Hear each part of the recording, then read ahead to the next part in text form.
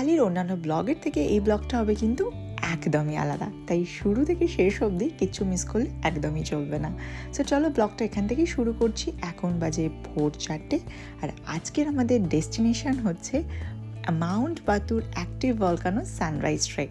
এইটা আমার আর পীযূষের যবে থেকে বালি আসার প্ল্যানিং শুরু হয়েছে তবে থেকে এটা আমাদের স্বপ্ন। তো ফাইনালি আজকেই সেই দিনটা। এখন আমরা দাঁড়িয়ে রয়েছি তারই বেস ক্যাম্পে। এখানে আরও অন্যান্য সমস্ত লোকজনেরা আছে যাদের সাথে আমরা একসাথে মিলে এই সানরাইজ ট্রেকটা করব। এটা আমরা উবুদের অনেক ট্যুর অ্যান্ড ট্রাভেলসের দোকান ছিল মেন মার্কেটে, সেখান থেকেই আমরা এই সানরাইজ ট্রেকটা বুক করি এবং আমাদের খুবই রিজনেবল পড়েছে এই ট্রেকটা। আমি সমস্ত কিছু ইনফরমেশান লাস্টের ডেসক্রিপশন বক্সে দিয়ে দেবো। তো অলরেডি কিন্তু আমাদের ট্রেক শুরু হয়ে গেছে সবার সাথে। রাস্তা ছিল প্রচণ্ড খারাপ, তাই সত্যি বলতে সেরকম একটা আমি ভিডিও নিতেই পারিনি। পুরো রাস্তাটাই ছিল রকি মতন, তো সেই রাস্তা দিয়ে হাঁটাটাই ডিফিকাল্ট, তো ভিডিও করা তো আরও ডিফিকাল্ট। আমার পক্ষে সত্যি বলতে সম্ভব হয়নি, তাই একদম মাউন্টেনের ওপরে উঠে বসে দেন আমি তোমাদের সাথে এই ছোটো ছোটো ক্লিপগুলো শেয়ার করছি। আশা করি তোমাদের খুব ভালো লাগবে। প্রায় 1.5 ঘন্টা ট্রেক করে আমরা ওপরে উঠলাম আর এখন বসে আছি একটু।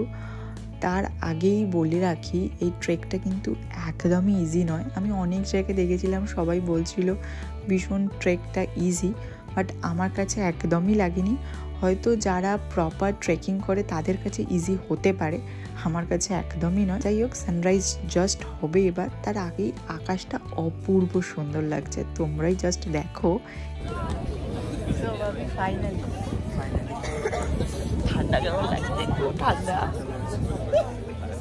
সো আমরা এখন রয়েছি মাউন্ট বাতুর অ্যাক্টিভ ভলকানোতে। ট্রেক করে আসার পর ফাইনালি সানরাইজ আমরা দেখছি এখান থেকে। এটা সিরিয়াসলি একদম আলাদাই এক্সপিরিয়েন্স, মানে লাইফ ফার্স্ট টাইম আমার আর পীযূষের একসাথে এত সুন্দর একটা সানরাইজ দেখা, বেস্ট।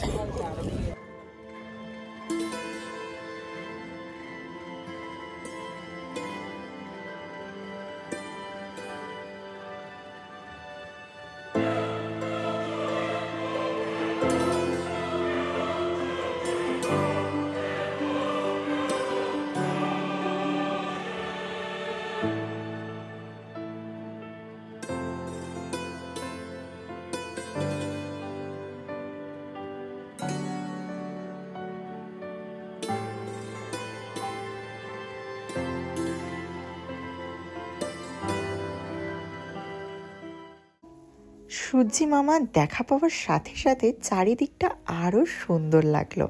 সত্যি বলতে আমরাই রয়েছি এতটা উপরে, মেঘগুলো রয়েছে ঠিক আমাদের নিচে। সামনেই রয়েছে একটা সুন্দর লেক, তার সাথে চারিপাশের পরিবেশটা না অপূর্ব সুন্দর।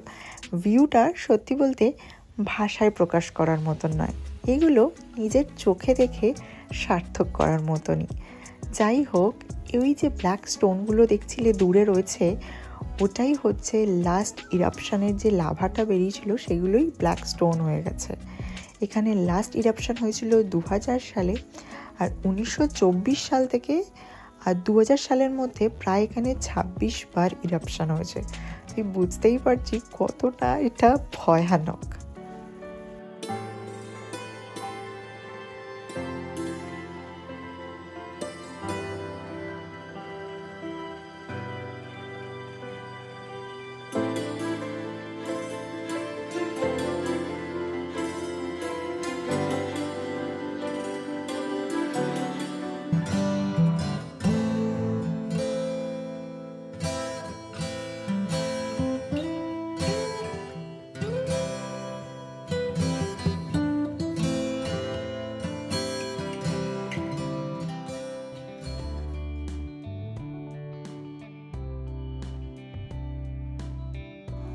টপ অফ দ্য মাউন্টেনে সবার সাথে হই হুল্লোড় করে গান বাজনা একটা দারুণ সময় কাটালাম, এবং সাথে প্রচুর মেমোরিজ নিয়ে আবার বাড়ির পথে রওনা দিতে হবে। সবার সাথে আলাপ করে ভীষণ ভালো লেগেছিল, সবাই ভীষণ ভালো ছিল এবং ইন্ডিয়ান আজকে একটাও কেউ ছিল না, আমরাই ছিলাম, বাকি সমস্ত ফরেনাররা ছিল। তো সবার সাথে কথা বলে খুব ভালো লাগছিল। আর বিশেষ করে ওপরের ওই ভিউটা না অসাধারণ, কিন্তু প্রচণ্ড ঠান্ডা ছিল, যেটা আমরা একদমই প্রিপেয়ার ছিলাম না এই ঠান্ডাটার জন্য, আমি আর পীযূষ দুজনেই। বাট যেহেতু এখন আমরা অনেকটাই নিচে চলে এসেছি, তাই সেরকম একটা ঠান্ডা লাগছে না। জাস্ট মাউন্ট বাটুর থেকে নিচে নামলাম, আমাদের ট্রেকিং কমপ্লিট অ্যান্ড দারুণ এক্সপিরিয়েন্স করলাম, একটা অসাধারণ লাগলো। সানরাইজে তো কিছুই বলার নেই ভাষায়। ফার্স্ট টাইম ট্রেকিং করলাম, বেশ টাফ লাগলো, কিন্তু পা দুটোর তো অবস্থা খুবই খারাপ। আর অলমোস্ট আমাদের বালি ট্রিপও কমপ্লিট। কালকে আমাদের ফ্লাইট,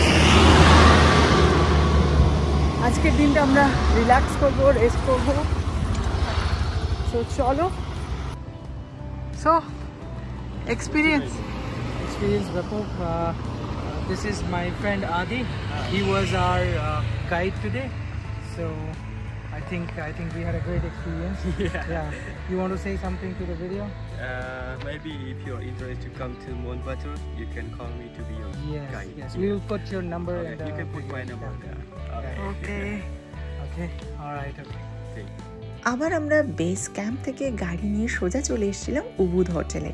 ফিরে এসে ফ্রেশ হলাম, একটু রিল্যাক্স করলাম, দেন সোজা আমরা চলে এসেছি উবুদ মার্কেটে। আসলে এই কটা দিন উবুদে তো ছিলাম, বাট উবুদ মার্কেটটা এক্সপ্লোর করা হয়নি, তাই ভাবলাম আজকে তো শেষ দিন, তাই উবুদ মার্কেটটা একটু ঘুরে দেখে নিই। এখানে কিন্তু খুব সুন্দর সুন্দর জিনিস পাওয়া যাচ্ছিল, বাট যেহেতু আমার কুটার মার্কেটটা ঘোরা ছিল, সেই অনুযায়ী এখানকার দামগুলো আমার একটু বেশিই লাগছিল। এই মূর্তিগুলো কিন্তু আমার খুব পছন্দ হয়েছে, ইচ্ছা আছে বালি লেখা এরকম টাইপের কিছু সাথে করে নিয়ে যাওয়ার।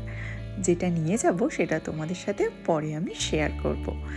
এখন আমরা উবুদ থেকে সোজা চলে যাব কুটাতে। আমাদের ফ্লাইট তো কালকে, ভেবেছিলাম কুটার সেমিনায়ক বিচে আজকে আমরা দিনটা কাটাবো, কারণ প্রথম যখন দুদিন আমরা কুটাতে ছিলাম সেই দুদিন আর সেমিনায়ক বিচে আমাদের যাওয়া হয়ে ওঠেনি, তাই ভেবেছিলাম শেষ দিনে সেমিনায়ক বিচে সন্ধ্যাটা কাটাবো। তাই বিকেল থাকতে থাকতেই আমরা কুটাতে চলে এসেছিলাম, দেন ওখানে একটা আমরা হোটেলে ছিলাম, তারপর আমরা দুজন সোজা চলে গেছিলাম সেমিনায়ক বিচে সন্ধ্যেটা কাটাতে। কি অপরূপ সুন্দর লাগছে দেখো আকাশটা।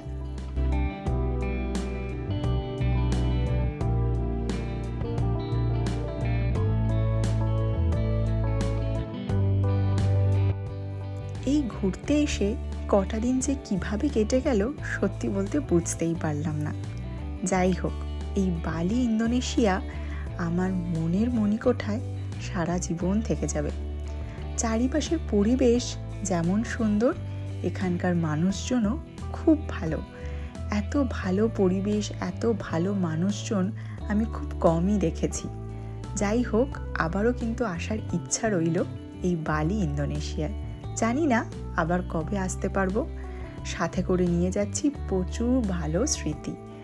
চলো, ব্লগটা আমি এখানেই এন্ড করছি। ব্লগটা কেমন লাগলো অবশ্যই কমেন্ট সেকশনে জানিও, আর ভালো লাগলে লাইক শেয়ার সাবস্ক্রাইব করতে কিন্তু একদমই ভুলো না। বালি পর্বের এটাই আমার লাস্ট ব্লগ। চলো টাটা, থ্যাঙ্কস ফর ওয়াচিং।